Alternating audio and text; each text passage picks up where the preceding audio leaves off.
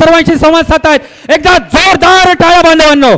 छत्रपती शिवाजी महाराज की, धर्मवीर छत्रपती संभाजी महाराज की, अमर रहे अमर रहे अमर रहे अमर रहे। मनोज दादा तुम आगे बढ़ो, मनोज दादा तुम आगे बढ़ो, आदरणीय ज्योति ताई तुम आगे बढ़ो। धन्यवाद। छत्रपती दूसरा घर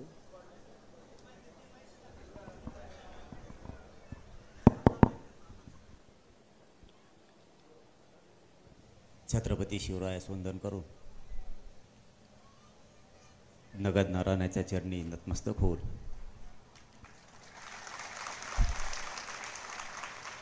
आज स्वर्गीय मराठा समाजाची चळवळ अण्णासाहेब पाटलांचा विचार घेऊन ज्यांनी महाराष्ट्रभर चालवली आणि या गोरगरीब मराठ्यांना न्याय देण्याचं काम स्वर्गीय आमदार विनायकरावजी मेटे साहेब यांनी केलं, त्यांच्या जयंतीच्या निमित्तानं त्यांना विनम्र अभिवादन करतो।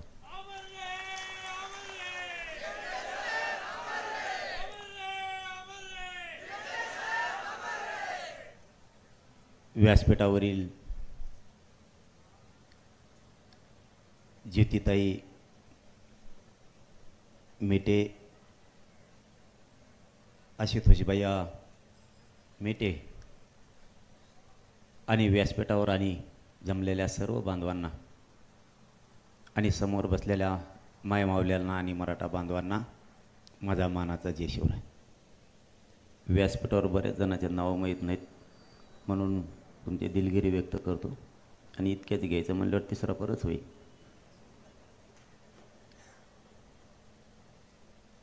माननीय मेटे साहेबांचं स्वप्न होतं गोरगरीब लोकांना न्याय मिळाला पाहिजे, त्यांना आरक्षण मिळालं पाहिजे। स्वर्गीय अण्णासाहेब पाटलांचंही स्वप्न होतं मराठा समाजाला आरक्षण मिळालं पाहिजे। स्वर्गीय अण्णासाहेब पाटील, माननीय स्वर्गीय आमदार विनायकरावजी मेटे साहेब यांचं बलिदान या आरक्षणासाठी गेलंय, हा मराठा समाज कधीच नाही विसरणार। अण्णासाहेब जावळे पाटलांचं, वडजे सरांचं आणि याचबरोबर 450 ते 500 मराठ्यांच्या पोरांचं बलिदान या मराठा आरक्षणासाठी गेलं, हा मराठा समाज कधी विसरणार तर नाहीच, पण आरक्षण घेतल्याशिवाय सोडणार नाही। ही जबाबदारी आपल्या खांद्यावरती, एकही गेलेलं बलिदान वाया जाऊ द्यायचं नाही, ही जबाबदारी आपल्या सर्वांच्या खांद्यावरती। यांचे स्वप्न पूर्ण करण्याची जबाबदारी आता समाजाच्या खांद्यावर आहे। आपण नाही हटायचं, कितीही वेळ आली आणि कितीही संकट झेलायचं वेळ आलं तरी एकाही मराठ्यांनी पाठीमागं नाही हटायचं। आता आपले भैया बोलताना बोलले, राजकारणातून 10% लोक मोठे होते पण 90%चं काय, तेच मी करतोय। 10% सुधारतील पण 90%चं काय, 100%च मराठा मोठा करायचा, त्याच्यासाठीच हे लढाई आणि संघर्ष उभा। घराघरातल्या मराठ्यांच्या पोराला आरक्षण मिळालं पाहिजे, हा जातीवाद नाही आहे, पण मी काहीच करू शकत नाही। मी जातीवाद केला नाही या आज स्वर्गीय मेटे साहेबांच्या जयंतीच्या निमित्तानं प्रामाणिकपणानं सांगतो, मी जातीवाद केला नाही आणि कधी करणार सुद्धा नाही। माझ्या समाजाला, माझ्या समाजाच्या लेकराला आरक्षण लागतंय, त्या मायबापानं केलेल्या कष्टाचं चीज झालं पाहिजे, स्वप्न घेऊन मी रस्त्यावरती। आमचा हक्काचा असताना तुम्ही जर आम्हाला मिळून देणार नसाल, पर जातीवाद कोण करतं हे तुम्हीच शोधा आणि होऊ द्यायचा का नाही ते तुम्हीच ठरवा, याला मराठा जबाबदार अजिबात नाही। मराठ्यांचं मराठवाड्यातलं आरक्षण जर बघितलं कारण आरक्षणाचा या ठिकाणी विषय बोलण्याचं कारण असं आहे की आपल्या मेटे साहेबांना स्वतःचं बलिदान या आरक्षणासाठी दिलंय म्हणून हे सांगणं गरजेचं आहे.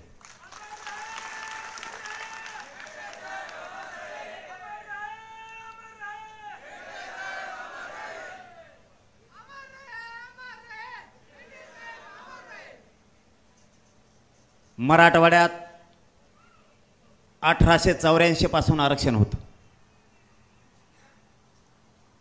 सातारा संस्थान आणि बेळगावच्या गॅजेटमध्ये सुद्धा मराठ्यांना आरक्षण आहे. बॉम्बे गव्हर्नमेंटच्या गॅजेटमध्ये सुद्धा मराठ्यांना आरक्षण आहे. ज्या विभागानुसार प्रांत येत होता त्यानुसार रचना केली गेली आणि ज्याच्या त्याच्या व्यवसायाप्रमाणे ज्याला त्याला आरक्षण दिलं गेलं होतं. तुम्हाला आरक्षण दिलं ते 1967 दिलं 180 जातींना. 89-90 दिलं ते मंडल कमिशननं दिलं. तुमच्या अगोदर आम्ही आरक्षणात आहेत हे तुम्ही का समजून घेणार हा आमचा मूळ प्रश्न आहे. आमच्या नंतर स्वातंत्र्याच्या नंतर तुम्हाला आरक्षण दिलं गेलं. हे नेते ओबीसींचे समजून घ्यायला तयारच नाहीत. गावखेड्यातल्या ओबीसी बांधवांनाच माझी आज या मेटे साहेबांच्या जयंतीच्या निमित्तानं सांगणं आहे. तुमच्या अगोदर आम्ही 100-150 वर्षापूर्वी आरक्षणात येत. तुमच्या नेत्याला जरा समजून सांगा. आपण गावखेड्यात गुण्या गोविंदाने नांदतोय. आपल्याला हा आनंद कायम गावखेड्यात ठेवायचा. आमची जमीन असताना त्या सातबाऱ्यावरचं तुमचं नाव खुडा आम्हाला तिथं टाकायचं असं तुमचं म्हणणं आहे. असं नसतं होत. आमच्या 57 लाख नोंदी सापडल्यात त्या तुम्ही देऊ नका म्हणताय.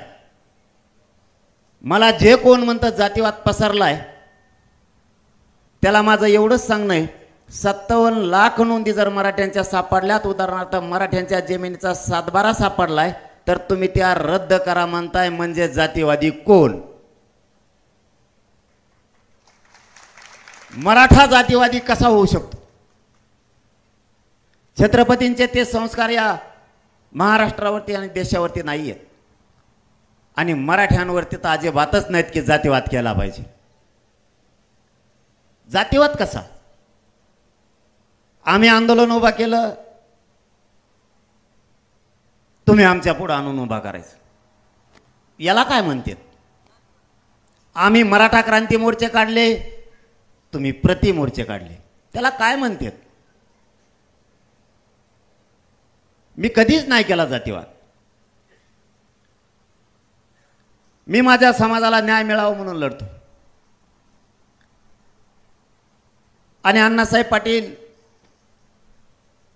आमचे स्वर्गीय मेटे साहेब, जावळे पाटलांपासून 350-400 बलिदानं गेले समाजाला न्याय मिळावा म्हणून. आणि ती जबाबदारी खांद्यावर पेलून आम्ही आमचा संघर्ष सुरू केलाय. तुम्हाला मिळालंय, आम्ही तुमचं नाही घेत. फक्त सांगताना ओबीसीच्या नेत्यांना नीट सांगितलं पाहिजे, आम्ही तुमचं नाही घेत, आमचं आहे, 150 वर्षापूर्वीचं आहे, ते आम्ही मागतो. तुम्हाला नाही कळायचं. ज्या बापानं कष्ट करून पोरग शिकवलं ते 1% नोकल्यावर त्या बापाच्या डोळ्यात पाणी नाही तर रक्ताचा ओघळ येतोय हे तुम्हाला नाही कळायचं. ज्या लेकराचा MBBS साठी 1% नंबर हुकला आणि त्याच्या बापानं ऊस तोडलाय, त्या पोराच्या काय वेदना असतील आणि त्या आई बापाच्या काय वेदना असतील तुम्हाला नाही कळायचं.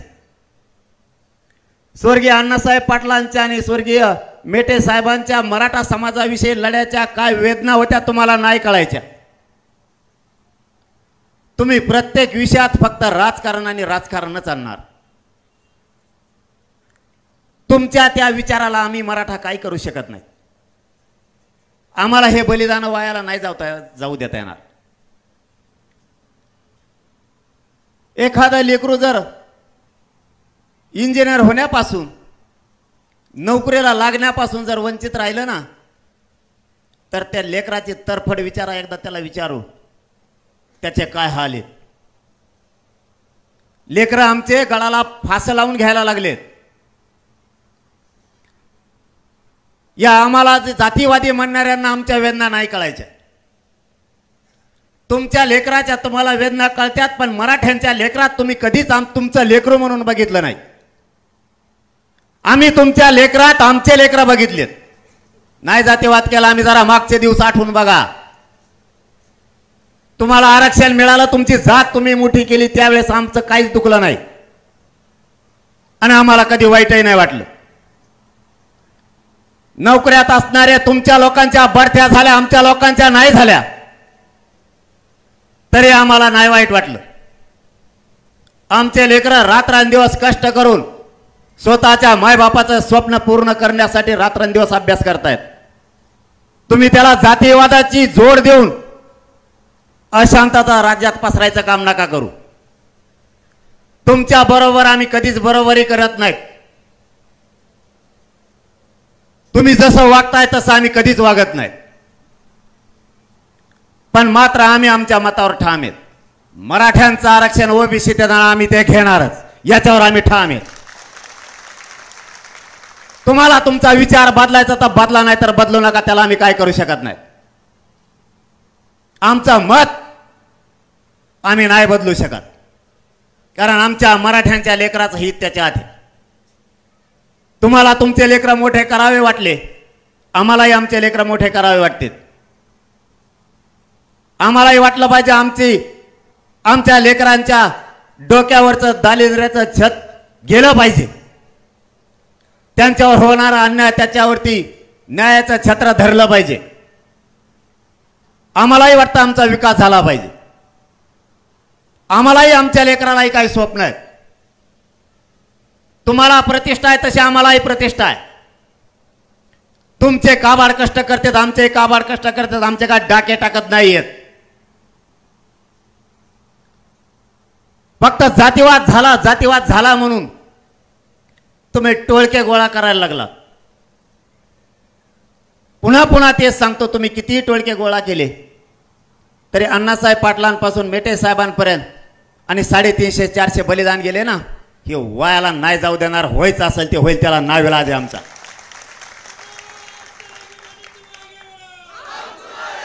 ही ना कोणची चिथावणी आहे ना धमकी आहे, काही नाहीये.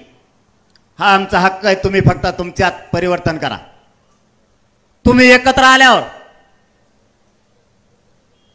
काय नाही आणि आम्ही एकत्र आलो की जातीवाद. हे कोणचं संविधान आणि कोणचा कायदा चालवताय तुम्ही? घटनेच्या पदावर तुम्ही बसणार. तुम्ही एकत्र आले की शांतता, आणि आम्ही एकत्र आलो आमच्या मागं उभा राहणे तुला धोपटी. ही कुठली भाषा आहे तू? ही कोणची भाषा आहे? तुम्ही एकत्र आलात, आम्ही आनंदानं बघितलं. तुम्हाला आरक्षण मिळालं, आम्ही आनंदानं बघितलं. एकाही मराठ्याचं निवेदन नाहीये की त्यांना आरक्षण देऊ नका म्हणून. तुमचे निवेदनाचे ढिगलं पडलीत. तुम्ही झोपाना आदबी मराठ्याला आरक्षण मिळू नये म्हणून तुम्ही पडेल सगळा माल गोळा केला ते येवल्यावाल्याने, आणि मिरत आहे तिकडं आंतरवाली जवळच येत आहे. तेव्हा जातीवाद नाही का? मेटे साहेबांनी जातीवाद केला नाही, स्वर्गीय अण्णासाहेब पाटलांनी केला नाही, अण्णासाहेब जावळे पाटलांनी केला नाही, आणि छत्रपतींच्या काळापासून कोणीच केला नाही. मी तरी का करल? जरा स्वतःच्या छातीवर हात ठेवून प्रामाणिकपणानं सांगा कुठं जातीवाद केलाय. आमच्या आई बहिणीवरती हल्ला झाला तरी आमच्या माता मावल्या हल्ल्या नाहीत की तिला लेकराला न्याय पाहिजे होता. त्याच्यानंतर महाराष्ट्रात मराठ्यांचे कार्यक्रम सुरू झाले. तुम्ही का सुरू केले? आणि ते पण आंबडमधूनच. तुम्ही स्वतःला कधी विचारलं का आपण पण जातीवाद करतोय म्हणून? आम्ही फक्त एकत्र आलो, तुमची एवढी फजिती झाली. तुम्हाला कोणाला झोपाय ना, त्याला मी तरी काय करू? तुम्ही एकत्र आलो, आम्ही आनंदानं बघितलं.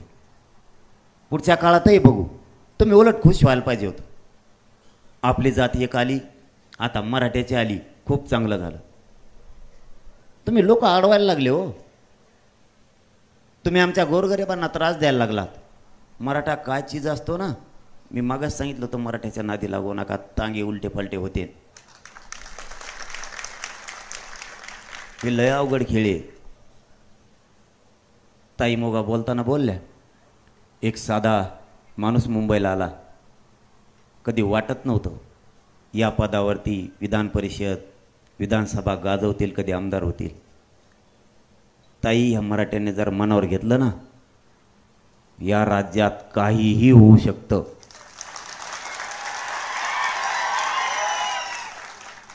काहीही होऊ शकतं. कारण आपण एकटेच 50-55% कुणी किती वळवळ केली तर काहीच उपयोग नाही. उलट आपलंच या व्यासपीठावरून आव्हान आहे त्यांना. तुम्ही एकत्र आलात, आम्हाला काय वाटलं नाही. आम्ही एकत्र आलोत, आनंदाने एकी स्वीकारा. हे मराठे तुम्हाला डोक्यावर घेऊन नसतील, पण आडवं चाललं की कव्हाच गुलाल लागत नसतो. समाधान मान्य करा. तुमची जात एक आली, मराठ्यांची सुद्धा एक आली, आपण गुन्ह्या गोविंदाने नांदू. तुम्ही मनगट दाखवायचं कामाच्या भानगडीत पडू नका. कारण ते मनगट दाखवण्याची भाषा मराठ्यांना शिकवायची गरज नाही, ते जन्मलं कीच तसं आरडत आहे. आणखीन सांगतो की राज्यात शांतता राहिली पाहिजे. आम्हाला शांतताच ठेवायची, पण नेत्याचं ऐकून सत्य मान्य करा. शेवटी सांगतो, सत्य मान्य करा. माझं गावखेड्यातल्या गोरगरीब मराठ्यांना आणि गावखेड्यातल्या ओबीसी बांधवांना विनंती आहे, सत्य मान्य करा. मराठ्यांचं आरक्षण हे सरकारी नोंदीनुसार आहे. तुमचे नेते विनाकारण सांगतायत जातीवाद आणि मराठे आपल्यात घुसतायत, ही खोटी माहिती देत आहेत. मराठा हा ओबीसी आरक्षणात 1884 पासून आहे.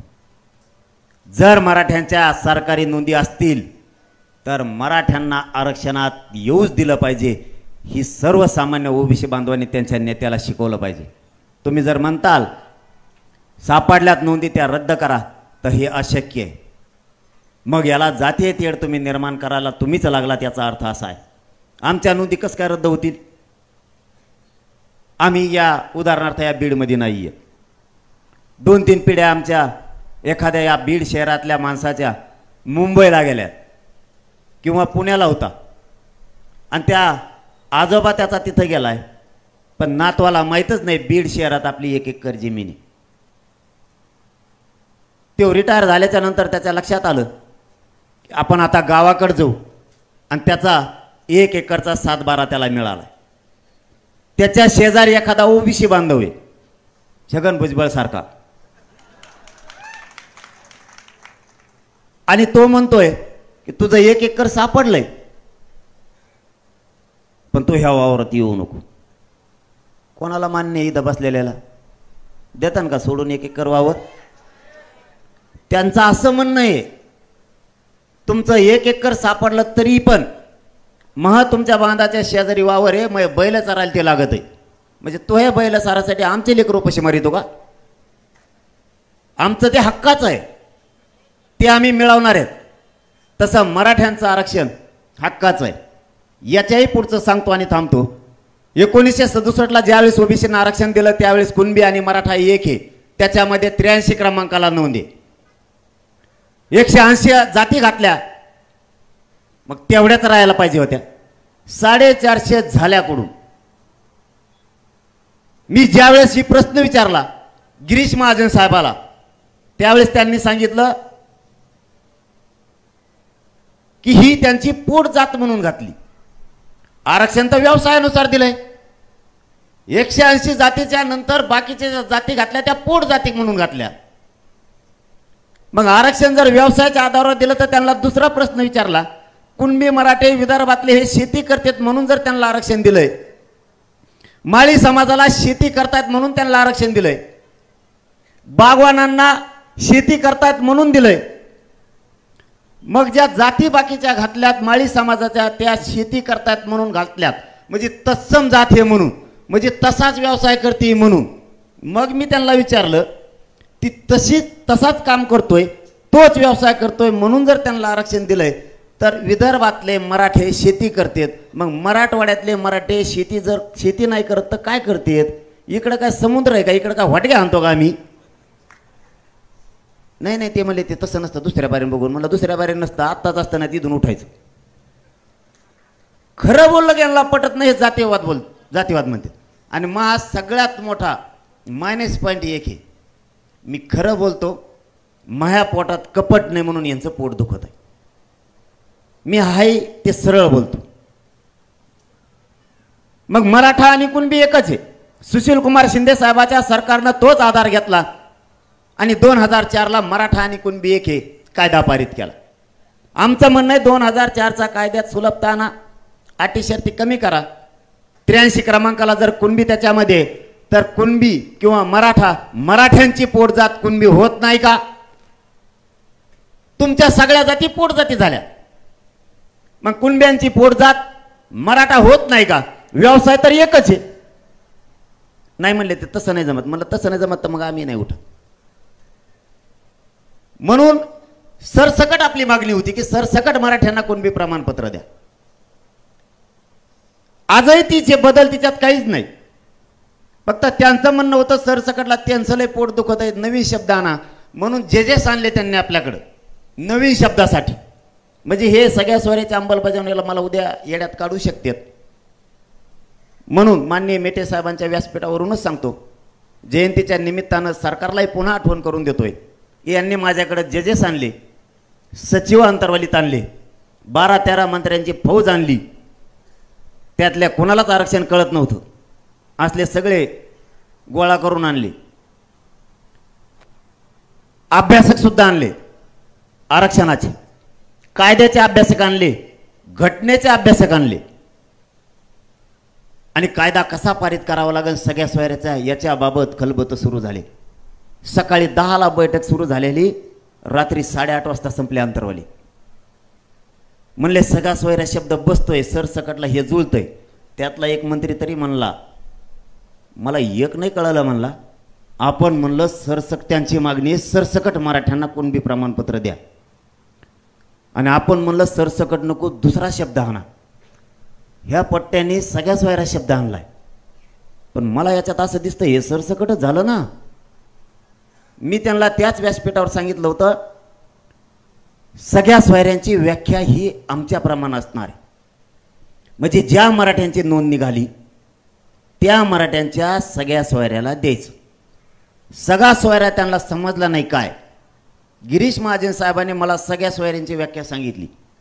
सगळे सोयरे म्हणजे काय? 2 मिनिटं आहे ना, घेऊ का? सगळे सोयरे म्हणजे काय त्यांनी मला सांगितलं. म्हणलं सगळ्या सोयऱ्याला द्यायचं. ते म्हणले हो तुमच्या म्हणण्याप्रमाणेच सगळ्या सोयऱ्याला ज्याची नोंद सापडली त्याच्या सगळ्या सोयऱ्याला द्यायचं. मोजायला लागले कांड्यावर असं, सगळ्या सोयऱ्या म्हणजे चुलता, पुतण्या, आजा, आजोबा. म्हणलं तुमच्याच सगळे सोयरे हे केव्हापासून झाले? या चुलता पुतण्यासंग लग्न करतात का? आमच्यात नाही भाऊ करीत म्हणलं, कारण ते सगळे सोयरे होऊ शकत नाहीत ना. म्हणलं सगळे सोयरे म्हणजे मराठा समाजात पिढ्याना पार परंपरेनुसार घनगोतात लग्नाच्या सोयरीकी जुळतात ते सगळे सोयरे. एका मराठ्यांची नोंद निघाली त्या मराठ्यांचा व्यवसाय शेती, पण ज्या मराठ्यांची नोंद निघाली नाही त्याचा पण व्यवसाय शेती. एकमेकाच्या रोटीपिटी व्यवहार होतोय. जरी नोंद निघाली नसली तरी त्याच नोंदीच्या आधारावर त्याच्या सगळ्या सोयऱ्यांना राज्यातल्या कुणबी प्रमाणपत्र द्यायचे. त्यातला एक मंत्री खूप चतुर होता. तेव्हा म्हणला मग तर हे सरसकटच होतंय. मराठ्याची जर एक नोंद सापडली तर त्या एका मराठ्याच्या अर्ध्या महाराष्ट्राला येडा येईन म्हणला. आणि म्हणला मग तसंच असतं, तुम्हाला सरसकट नाही ना पाहिजे तर सगळ्या सोयऱ्यांना द्यावा लागणार. हे गॅजेटचे सुद्धा विषय त्याचपासून आहेत. 13 तारखेच्या आत हे सगळे विषय घ्यायचं ठरलंय. सगळ्या सोयऱ्यांची अंमलबजावणी आपल्या व्याख्याप्रमाणे त्यांनी जर नाही दिली तर आपल्याला ती अंमलबजावणी मान्य नाही. गॅजेट हैदराबादचं, सातारा संस्थांचं आणि बॉम्बे गव्हर्नमेंटचं हे घ्यायचं. 83 क्रमांकाला मराठा आणि कुणबी एक ते पण द्यायचं, असं सगळं ठरलंय. त्यामुळे एकूण 9 मागण्या त्या घेतल्या तर ठीक. नसता मला काय राजकारणात यायचं नाही. तुम्ही परत म्हणता ते विषय कम घ्या ना बाबा, आम्ही म्हणलो मला राजकारणात यायचं नाही. माझ्या समाजालाही राजकारण करायचं नाही. आमचा उद्देश फक्त एकच आहे, गोरगरीब मराठ्यांना त्याचं हक्काचं आरक्षण मिळवून देऊन गोरगरिबांच्या लेकराच्या अंगावर वर्दी चढलेला आम्हाला बघायचं आहे त्या आरक्षणातून. एवढं स्वप्न आमचं आहे, राजकारण आमचं स्वप्न नाही. आणि जर करा बाबा तुम्ही 13पर्यंत नाही दिलं आणि मग मी जर उतरलो तर आपला कचका तसा असतो पाडा म्हणायला मग मी ढिलं पडत नाही. आणि मग इतके पाडी की 288तलं एक बी येऊन देणार नाही. कारण मला त्याच्यात जायचं नाही. माझ्या जातीला मला न्याय द्यायचा आहे. आणखीन राजकारणाकडं मी 13 तारखेत नसल्यामुळं मी आज काही शब्द कोणचा देऊ शकत नाही, कारण मी धोका कधी देत नाही. कारण आपण जर एकदा ठरवलं तर आपण दिलेला शब्द मागं सरकीत नाहीत आणि मागं फिरत नाहीत.